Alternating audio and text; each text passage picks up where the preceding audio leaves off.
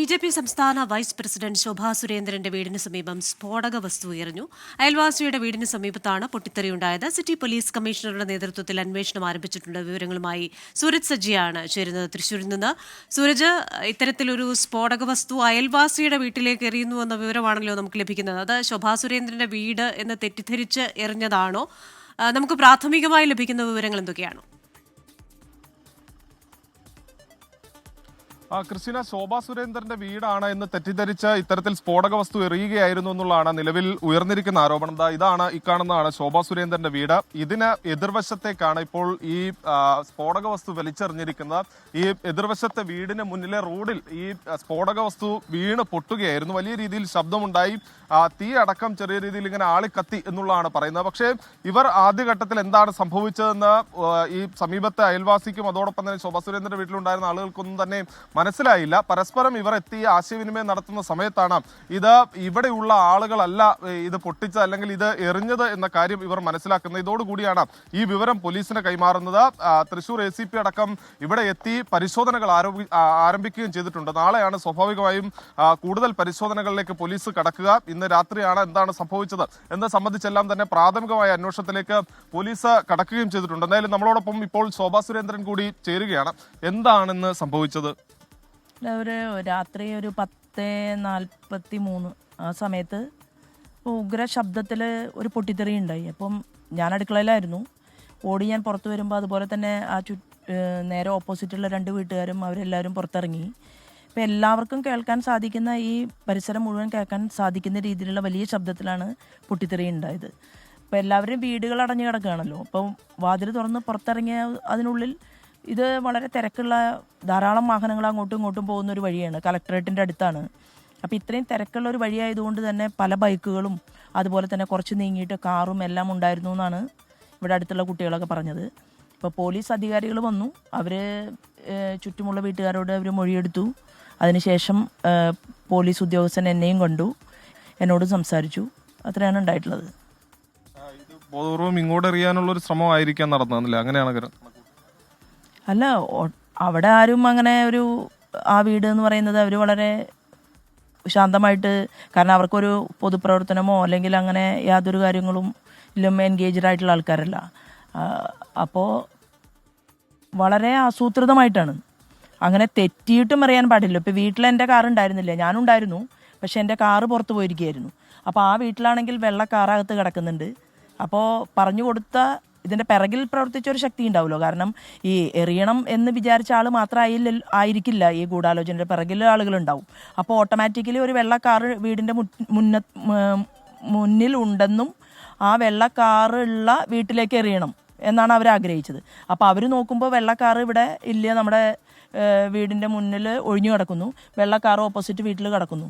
അപ്പോൾ ഇത് എന്തായാലും നല്ല ജോലിക്കല്ലല്ലോ വന്നിട്ടുള്ളത്. അതുകൊണ്ട് മനസാന്നിധ്യത്തോടു കൂടിയിട്ട് സ്ഫോടനം നടത്തിയിട്ട് പോകാൻ പറ്റില്ലല്ലോ. അപ്പോൾ അതിൻ്റെ രണ്ടും തമ്മിൽ വളരെ കുറഞ്ഞ ഡിസ്റ്റൻസേ ഉള്ളൂ, 2 വീടിൻ്റെയും എൻട്രൻസ് തമ്മിൽ.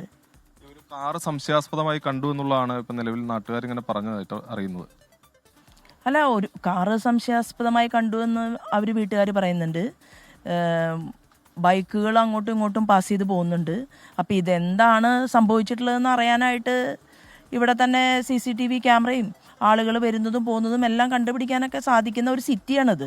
കാരണം കളക്ടറേറ്റിൻ്റെ പരിസരം എന്ന് പറയുന്നത് ഒരു സാധാരണ ഗ്രാമപ്രദേശം പോലെയല്ല. അപ്പോൾ അത് പോലീസ് അധികാരികൾ മനസ്സ് വെച്ച് കഴിഞ്ഞാൽ അവർക്ക് വളരെ പെട്ടെന്ന് കണ്ടുപിടിക്കാൻ സാധിക്കുന്നതാണ്. എന്നാൽ ഇതൊരു നോർമലാക്കുക എന്നുള്ളതാണ് ഉദ്ദേശമെങ്കിൽ പ്രതികളെ പിടിക്കണം എന്നില്ല.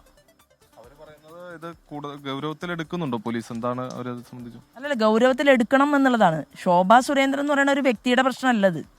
കാരണം ഇത് ഇങ്ങനെ ഒരു സാഹചര്യം, ഇങ്ങനെ ഒരു സംഭവം അത് ഉണ്ടാകേണ്ടതായിട്ടുള്ള ഒരു സാഹചര്യം ഇവിടെ ഇല്ലല്ലോ.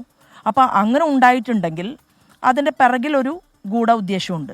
അപ്പോൾ ആ ഗൂഢ ഉദ്ദേശം എന്താണ് എന്ന് മനസ്സിലാക്കുകയും ഈ ആളുകളെ മുഴുവൻ അമ്പരപ്പിച്ചുകൊണ്ട് എല്ലാ വീടുകൾക്കകത്തിരിക്കുന്ന ആളുകളെയും ഭയപ്പെടുത്തിക്കൊണ്ട് ഇത്തരത്തിലുള്ള ഒരു സ്ഫോടനം എങ്ങനെ നടത്തി, ആരാണ് അതിൻ്റെ പിറകിൽ പ്രവർത്തിച്ചത്, അത് കണ്ടുപിടിക്കണം. അത് പോലീസ് അധികാരികൾ കണ്ടുപിടിക്കണം എന്നുള്ളതാണ് ഞങ്ങളുടെ ആവശ്യം. പറയുന്ന വലിയൊരു ശബ്ദം കേട്ടു, അങ്ങനെ എല്ലാവരും അകത്തായിരുന്നു. അപ്പോൾ അവർ പെട്ടെന്ന് പുറത്തേക്ക് ഇറങ്ങുന്ന സമയത്താണ് എന്താണ് സംഭവിച്ചതെന്ന് അവർക്ക് ആദ്യം മനസ്സിലാക്കാൻ പറ്റിയില്ല ആളുകൾക്ക് എല്ലാവർക്കും. ആളുകളെല്ലാവരും വീട് അടച്ച് വാതിലടച്ചിട്ടാണല്ലോ അകത്തിരിക്കുന്നത്. അപ്പോൾ വാതിലടച്ച് അകത്തിരിക്കുന്ന ആളുകൾ ഇപ്പോൾ പല ആളുകളും അവർ ടി വി വെച്ചിരിക്കുകയായിരുന്നു എന്നാണ് പറഞ്ഞത്. അപ്പോൾ ഇത്രയും വലിയ ശബ്ദമുണ്ടായപ്പോഴാണ് അവർ വാതിൽ തുറന്നിട്ട് പുറത്തേക്ക് വരുന്നത്. അത് തന്നെയാണ് ഇപ്പോൾ എല്ലാ വീട്ടിലും ഉണ്ടായത്. ഞാനും അകത്താണ് ഉണ്ടായിരുന്നത്, അവിടെ വാർത്ത വെച്ചിട്ടുണ്ടായിരുന്നു, ഞാൻ അടുക്കളയിൽ ജോലി ചെയ്യായിരുന്നു. എന്തായാലും BJP ജില്ലാധ്യക്ഷന്റെ കൂടി നിലപാട് ഈ വിഷയത്തിൽ തേടേണ്ടതുണ്ട്. എന്താണ് BJP ഇത് കാണുന്നത്, എങ്ങനെയാണ്?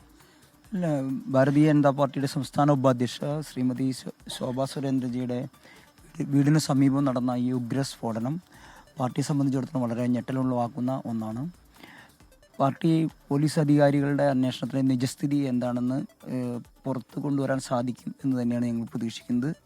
പോലീസ് അന്വേഷണത്തിൽ അത്തരത്തിലൊരു പോലീസ് ഉദ്യോഗസ്ഥർ വന്ന സമയത്ത് ആ രീതിയിലുള്ളൊരു പ്രതികരണമാണ് പോലീസ് ഉദ്യോഗസ്ഥരുടെ ഭാഗത്തുനിന്ന് ഉണ്ടായിട്ടുള്ളത്. പക്ഷേ ഇന്നത്തെ ദിവസത്തിൻ്റെ പ്രത്യേകത നമുക്കറിയാൻ സാധിക്കും. സ്വർഗീയ രാമേന്ദ്രൻജി നമുക്കറിയാം ഏകദേശം 29ഓളം പേര് ഭീകരവാദികളുടെ കൈകളാൽ കൊല ചെയ്യപ്പെട്ട് അദ്ദേഹത്തിൻ്റെ മൃതദേഹം ഇന്ന് കേരളത്തിൽ നിന്നുള്ള അദ്ദേഹത്തിൻ്റെ മൃതദേഹം ഇന്ന് എറണാകുളത്ത് ശോഭ ചേച്ചി ഉൾപ്പെടെയുള്ള പാർട്ടിയുടെ എല്ലാ ലീഡേഴ്സും, ശോഭ ചേച്ചി ഇന്ന് ഇവിടെ എത്തിയത് തന്നെ അവിടെ നിന്നാണ്. മൃതദേഹത്തിൽ അശ്രുപൂജ അർപ്പിച്ചതിന് ശേഷമാണ്. അപ്പോൾ ഈ സംഭവത്തെ ഞങ്ങൾ വളരെ ഗൗരവമായി കാണുന്നു. പ്രത്യേകിച്ച് ശോഭ ചേച്ചിയെ പോലുള്ള ഒരു ലീഡറെ അത്തരത്തിലൊരു ഉഗ്രസ്ഫോടനം കൊണ്ട് ഭീഷണിപ്പെടുത്തിയാലൊന്നും പേടിക്കുന്ന ഒരു ലീഡറല്ല. കടുത്ത വെല്ലുവിളികളെല്ലാം നേരിട്ട് കേരളത്തിലെ ഏറ്റവും ഇഷ്ടപ്പെടുന്ന പാർട്ടി പ്രവർത്തകരും പൊതുസമൂഹവും ഇഷ്ടപ്പെടുന്ന ഒരു ലീഡറാണ്. ഈ ലീഡർക്ക് നേരെ ഉണ്ടായിട്ടുള്ള ഇത്തരത്തിലുള്ള ലീഡറുടെ വീടിനടുത്തുണ്ടായിട്ടുള്ള ഈ ഉഗ്രസ്ഫോടനത്തെ അത്രയും ഗൗരവത്തിൽ തന്നെ പാർട്ടി കാണുന്നു. BJP നേതാവ് ഉല്ലാസ് ബാബു കൂടി നമുക്കൊപ്പം ചേരുകയാണ്. ഇത് ശോഭാ സുരേന്ദ്രനെ ലക്ഷ്യം വെച്ചുള്ള ഒരു സ്ഫോടനമായിരുന്നു നടന്നതെന്നുള്ളതാണ് കരുതുന്നത്.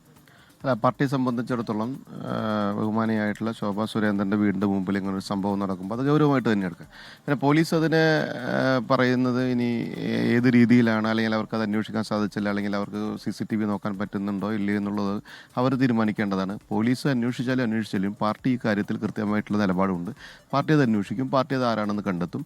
ആ കണ്ടെത്തിയതിന് ശേഷം പോലീസിന് സാധിച്ചില്ലെങ്കിൽ അത് പോലീസിന് ഇന്ന ആളാണെന്ന് കണ്ടെത്തി കൊടുക്കാനുള്ള ഉത്തരവാദിത്വം പാർട്ടിക്കുണ്ട്. പാർട്ടി അത് ഭംഗിയായിട്ട് കൈകാര്യം ചെയ്യും.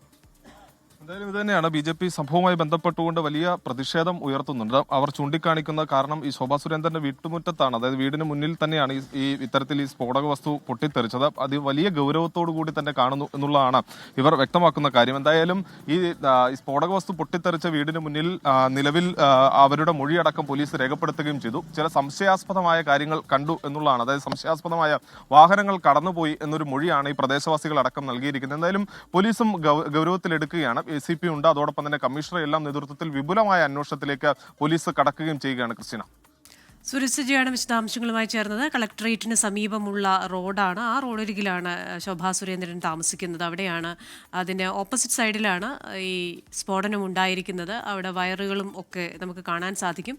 പക്ഷേ അത് ഒരു വലിയ അപകടമുണ്ടാക്കുന്ന രീതിയിലുള്ള ഒരു സ്ഫോടനമായിരുന്നോ എന്ന കാര്യമൊക്കെ പോലീസ് അന്വേഷണം നടത്തുകയാണ്. ഇതൊരു ആസൂത്രിതമായ ആക്രമണമായാണ് ശോഭാ സുരേന്ദ്രനും BJPയും കാണുന്നത്. അക്കാര്യത്തിൽ പോലീസിന്റെ അന്വേഷണം സജീവമായി നടക്കുന്നുണ്ട്. CCTV ദൃശ്യങ്ങളടക്കം അവിടെ നിന്ന് ലഭ്യമായാൽ അന്വേഷണം വേഗത്തിൽ പോകും. എന്തായാലും മൊഴിയെടുപ്പൊക്കെ പൂർണ്ണമായിട്ടുണ്ട്. BJPയും മറ്റ് കാര്യങ്ങളിലേക്ക് നോക്കി കാണുകയാണ്. വിവരങ്ങൾ നൽകുകയായിരുന്നു സൂരജ് സജി തൃശ്ശൂരിൽ നിന്ന്.